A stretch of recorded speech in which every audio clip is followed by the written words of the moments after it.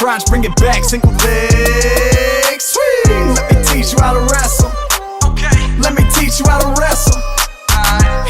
And welcome back to Wrestling Mindset. Today we're here with All-American Yara Slavikouski. Yara, thanks for joining us. Thank you for having me. Absolutely. Absolutely. So you talk about your upbringing. First of all, you were born in Belarus. And when did you come to America? How long were you there? That's right. So I was born in Belarus and I moved to the US to study here at prep school when I was 17. Oh. And yeah. So most of my, I guess, upbringing was still back home in Belarus. And yeah, well, that's the short answer to this question. So it was you and your brother? It was me and my wrestled? brother. Yeah. My brother wrestled for a little bit, maybe a year or two, and then he switched to boxing and then eventually kickboxing. So he was a world champion in kickboxing, European champion. Yeah. Now, who's older? He's older. He's 9 years older than me. So we have a pretty big gap, but we're still stayed very close.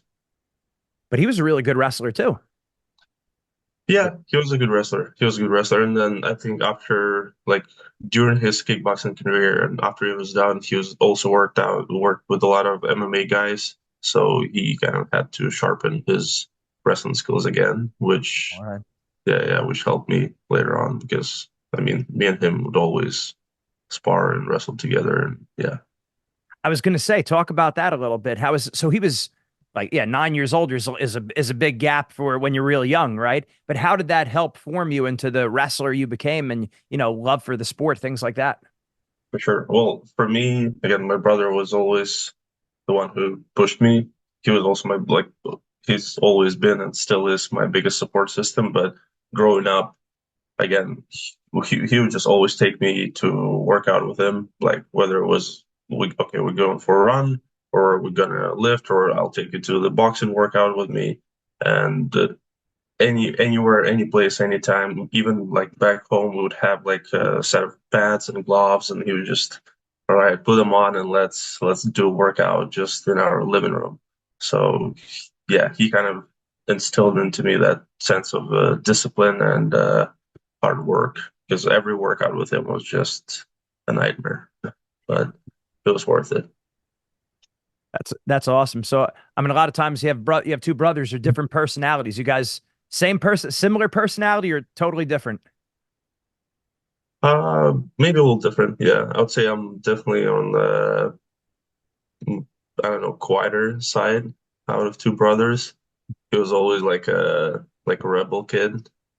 Yeah, but yeah, I mean, I think that's still, that didn't bother us, at least. That didn't kind of, that there wasn't any animosity between us, or we never really even had that competition, internal competitions. I know a lot of like brothers, they kind of have that, especially when the age gap is smaller. They always try to compete with each other, always try to beat each other, show who's better, who's worse. I mean, I always knew he's my older brother. He's the bigger, the stronger one, the faster one, the wiser one. I've always looked up to him, so there was no competition in that area. Yeah. So, and you guys have always been close, you said. Always been close, yeah. I mean, pretty much, I think since I was like 3, 4, 5, like just slowly starting to become more, I guess, a conscious kid and able to talk back and yeah, have a conversation. Yeah, I think since then we've always been close. Again, I think maybe it was a family situation. My dad left early on, so parents separated. But again, I had that. I think it didn't affect me that much because I had my older brother, so he was the father figure for me. Definitely affected him more, but again, at least for me, it was a little different. And yeah, I always had someone to look up to and someone who was always there for me. And then even when I was still in my hometown in Rich, then he went to study at the university in Minsk, so we're like 3, 4 hours of driving apart. We would still we would call each other every day, just every day, like talking about random stuff, everything, like how the day went, how the workout was, like what do you feel, what are the plans for for tomorrow, for the next week, for the future, just talking about everything. That's great. That's great. So what age did you start wrestling? And I guess it was all freestyle, or was it Greco also for you? It was all freestyle. I Okay. started when I was 9. Again, my brother brought me into wrestling. Before that, I was swimming. I started swimming when I was 6, actually, and I did swimming I think until I was 14, 15, so also for a while. But yeah, I started wrestling when I was 9. I was wrestling freestyle, and yeah, we didn't have like the greatest club in my hometown, but great coach, very passionate about what he does, very good with the kids, and yeah, very structured workouts, but at the same time, very enough. There was always enough room for it to be kind of playful and enjoyable, and not like a hard, rigid system. Like, yeah, 2 workouts a day, not nothing like that. So That's good. How do you feel that the freestyle prepared you for scholastic wrestling, for American wrestling, as well as swimming? Do you feel like that was a help or preparation or laying the foundation for you to some extent? yeah, no, for sure. I think swimming is just a great sport in general, and it's good for the kids.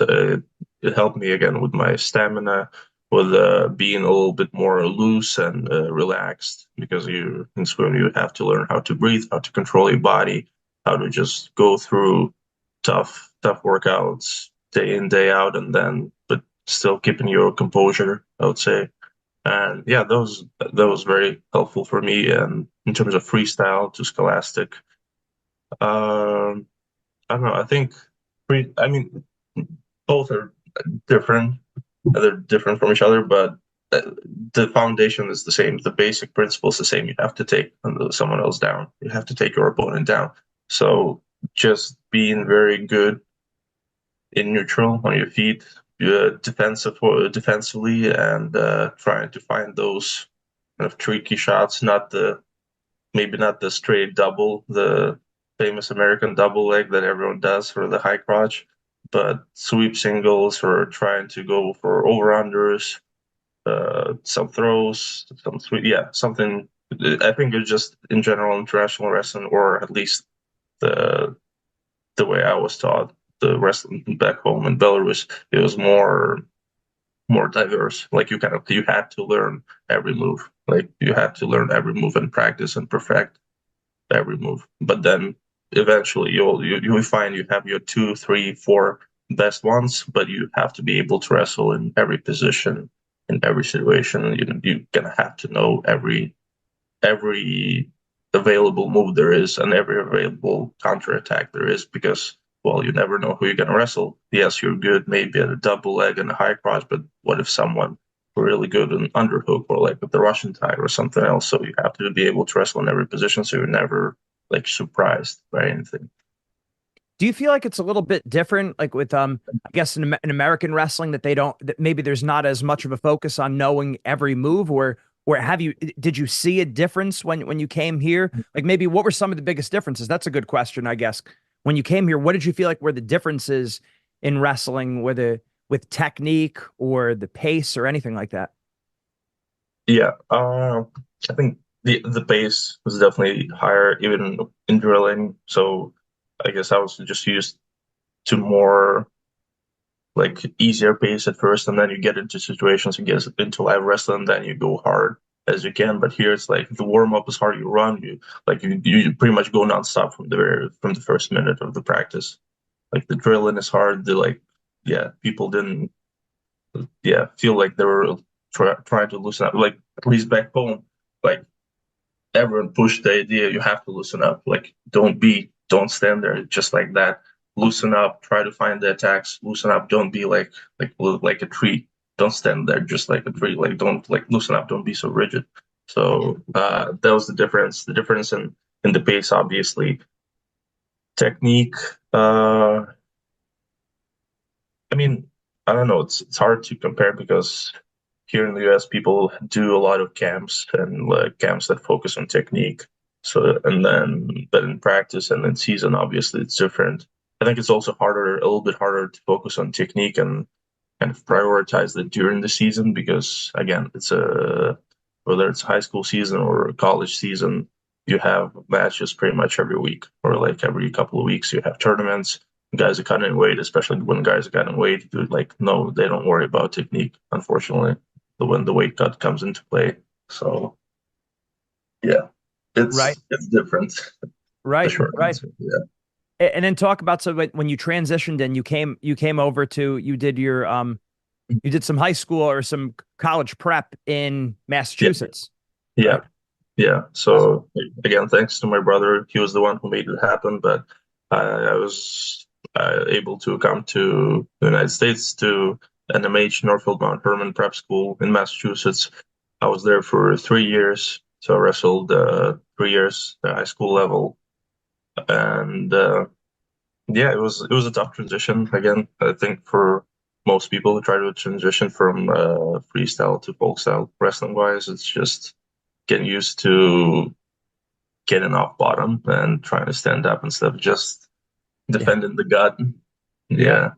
Yeah, that was different. And then also riding on top and getting the locked hands called all the time in the first couple tournaments. That was new for me. But yeah, but again, overall the wrestling is still the same. You still wrestle in the same, more or less same positions, except top bottom. So that was, yeah, that was still very familiar to me. And the hard work, the the basic principle is still the same. You still have to outwork your opponent. You still have to work hard every day to be in great shape when the match comes. And you still have to perfect your moves or work on your moves and have a game plan, have a strategy for a match, and go and execute it. So, yeah. Yeah. Now talk about your time at Harvard and how that helped continue to get you continue to improve over there. Yeah. So, uh, time at Harvard. There's a lot to talk about. But after prep school, my 3 years, and then I had to decide whether to go 97 or 285. And I think even in prep school, I already started leaning more towards heavyweight, just because I didn't feel like the weight cut. Maybe I wasn't cutting weight properly, but I think even if I did, I just felt like I was underperforming because of that. And then thinking about doing that for 4 more years in college, while studying also at Harvard. The time is now to take your mindset to the next level with Wrestling Mindset. Make sure you go to our website, wrestlingmindset.com, and sign up for your free trial session today. Don't wait any longer. You want the mental edge right now. When you sign up for the free trial session, you're also going to get a copy of our free ebook, Building the Predator Mindset. This book has helped thousands of people build confidence, relax under pressure, get motivated, and build mental toughness in wrestling, school, and life. Make sure you sign up for your free trial session today. That kind of, yeah, I didn't feel like 97 would be the right fit for me, so decided to go heavyweight. Uh, First year was even first couple of years. I mean, I think pretty much my entire career at Harvard, I was always a smaller heavyweight, always undersized, and but that made me wrestle differently because first year I tried the regular approach I had, maybe something that worked in high school on high school level against even some heavyweights or 220 guys. Then it didn't work in college because, well, now the guys are better. Now everyone hand fights better. Now everyone's just a little tougher, bigger, a better wrestler. So you cannot just dive in on a high crotch or like try to shoot a double or try to just launching forward because then, yeah, well, for me, I would get sprawled on or just get into crazy scrambles. And yeah, the first year and first matches, college matches, were just wild. So after that, I had to change my approach a little bit and start figuring out my style. And again, with the help of great coaches and yeah, my brother always was always there for me and trying to helping me to figure it out. That was, I think, we found something that worked. Yeah. and I know Moose is over there. He he beat me up twice when I was in college. He wrestled over at American when I was at Rutgers. Okay. He was at American, and yeah, Mhm. he whooped me up pretty good twice. I So didn't now, know you guys wrestled. Yeah. oh yeah, yeah.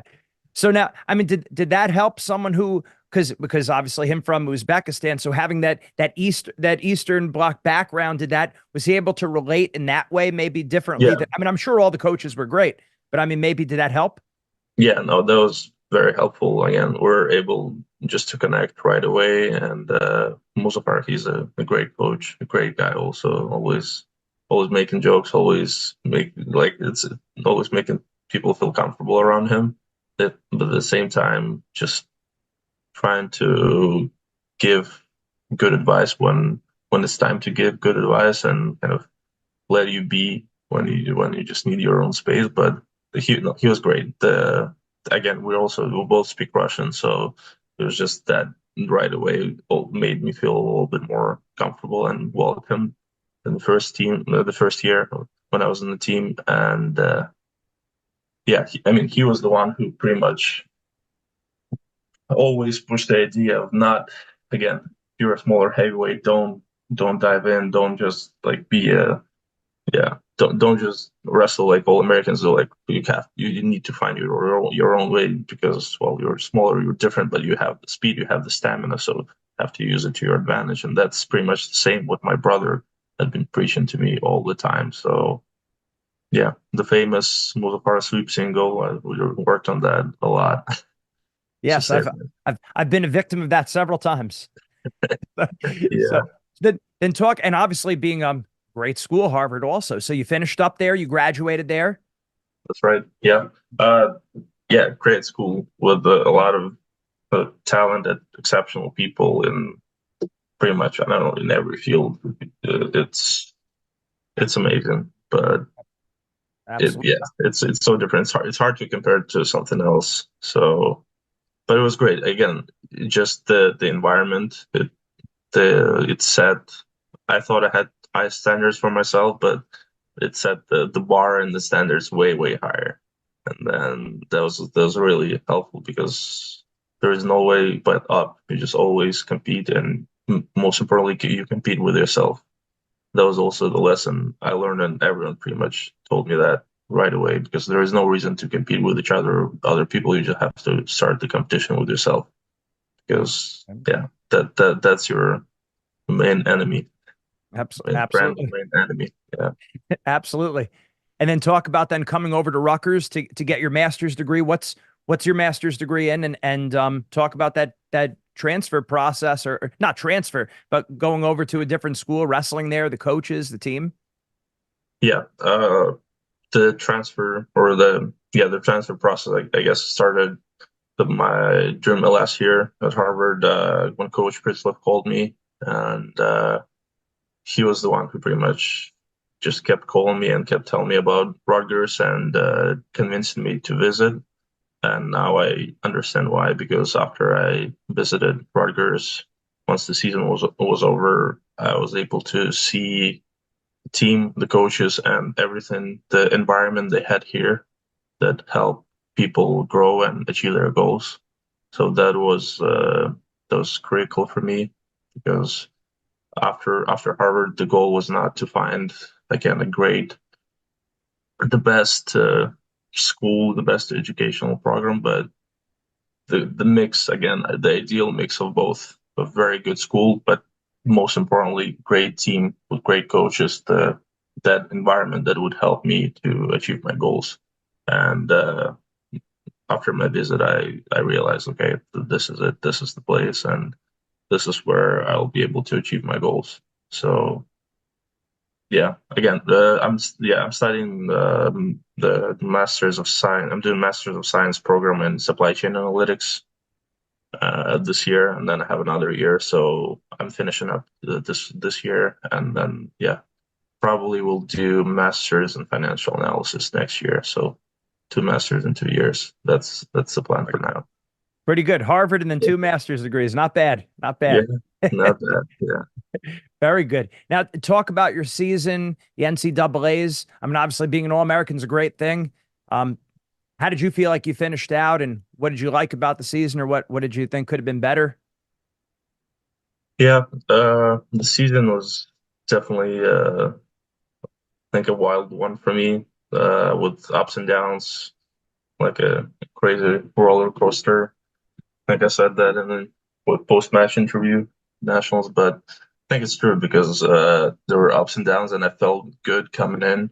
I spent the entire summer, last summer, just training and getting better, getting bigger, and a little bit stronger, just to bridge that gap in terms of weight and strength to be able to wrestle better on bottom and just feel a little bit more confident with my shots and my wrestling in general.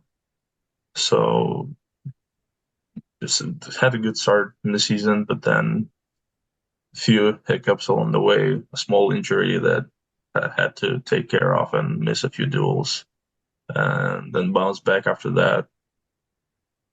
But yeah, they're tough matches. Big Ten, Big Ten is obviously a great and tough league, just conference. It's you see a lot of good opponents early on in the season, and think it's good. That's what pretty much that's what I wanted from my Right. fifth year from this time at Rutgers, because I knew, okay, I'm signing up for Big Ten because I want to see all the best guys before nationals. I want to uh, just face them early in the season, and then have time to figure out what went wrong, what went right, and what I need to do to adjust. Even though, again, during the season, there's not a lot of time to adjust, like post tournaments and post matches, because you're always in the wrestling process. You always have another duel coming up. You always have a next match coming your way.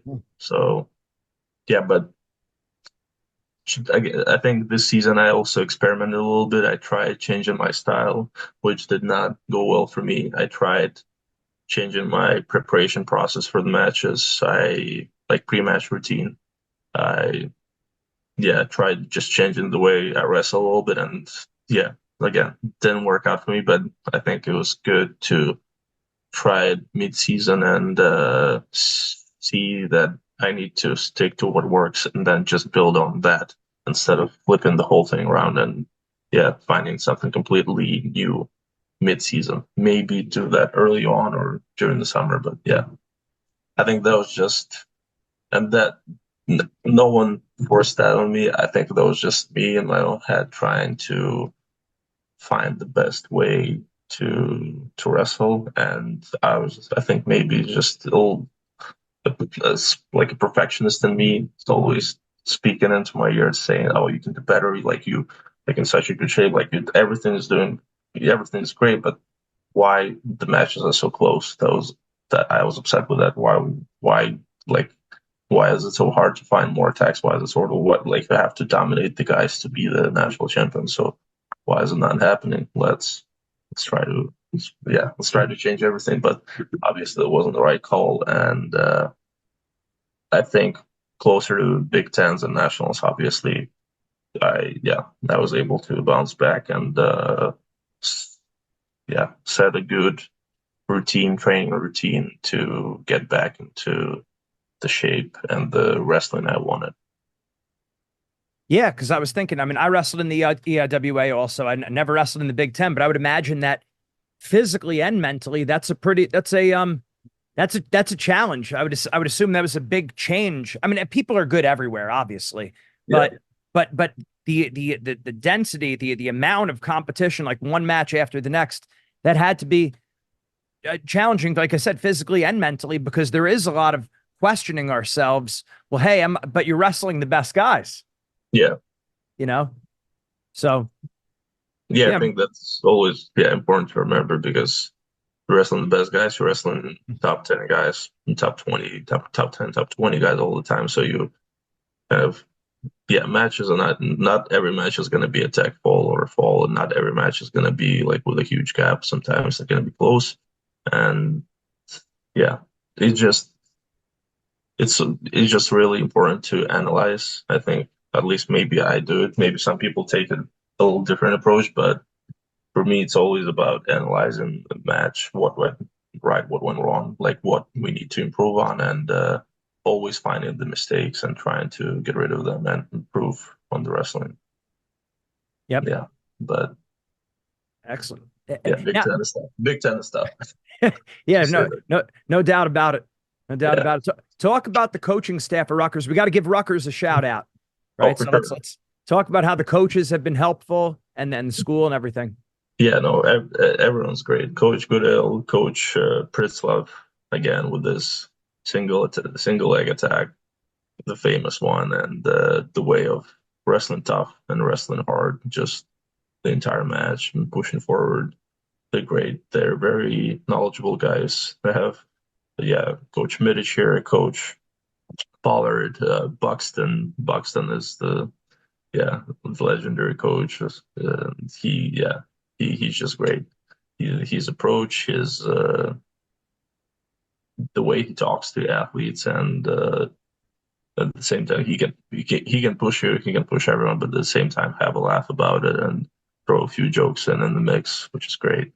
So yeah, again, the environment I talked about, they have it here. They have really good coaches here. They have good sparring partners. RTC program is great. So they're just trying to bring the best people in to compete at a high level, to get their guys better, to win the titles, to win the national titles, and to build All-Americans. That works. Absolutely. And now I know my brother would go into the Rutgers wrestling room and he'd be working out with John Paz, and then he told us, "Oh, he's working out with Yara also." We're like, "Be careful, man. Hey, he's a little bit bigger than you." But that's great. So my brother, Father Zannetti, he'll go in and wrestle from time to time. That's right. No, he's great. He always comes in with a smile on his face, and then once the practice starts, he just pushes forward like from the first minute until the very last, and then he does some extra sprints. I don't know. He works out like he's training for national championships. He is awesome. But yeah, I wrestled with him a few times, and Paz wrestled with him, obviously. Yeah, no, he's a good partner, another addition to the program. Yeah, well, from what I could see is you guys seem alike there. I mean, he's just nice guy, quiet, does what he's got to do. He's very hard on himself as well. But no, that's awesome that you guys will roll together sometimes. That's excellent. Yeah. So, oh, great stuff. Well, and what do you have coming up? I guess last question. What do you have coming up now? The season's over. What's the schedule look like for the future for you? Don't really know yet. Trying to figure it out right now. I just had to take 1 week off and relax a little bit. But yeah, right now it's all about planning the next move, the next step. I obviously want to wrestle internationally a little bit. Go to tournaments, go to some camps. But yeah, we'll see. We'll see. Right now, just need to figure out the plan for next year. I have another year of eligibility left. Yeah, I have a redshirt year in my pocket, so maybe I'll use that. We'll see.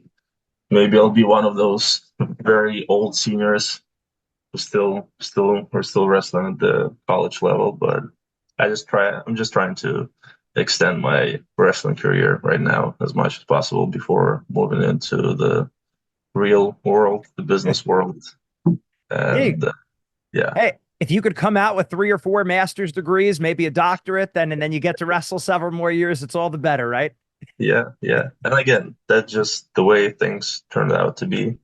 Never really asked for a COVID year or for an injury year at Harvard. Right. If that was up to me, then I'd definitely wrestle just all my 4 years at Harvard and be done with it. But sometimes life just throws a wrench in your plans and you have to figure it out. That's right. Okay, I guess this would be the last question. Do you know where you would wrestle? Would you wrestle for internationally USA or Belarus? No, for Belarus. For Belarus, yeah. I cannot wrestle for USA. So yeah, just all right. Still hoping to wrestle for Belarus. Yeah. All right. Well, we're all rooting for you. Thank you very much, Yara. No, thank you. Thank you for your time. All right. Take care. Bye bye.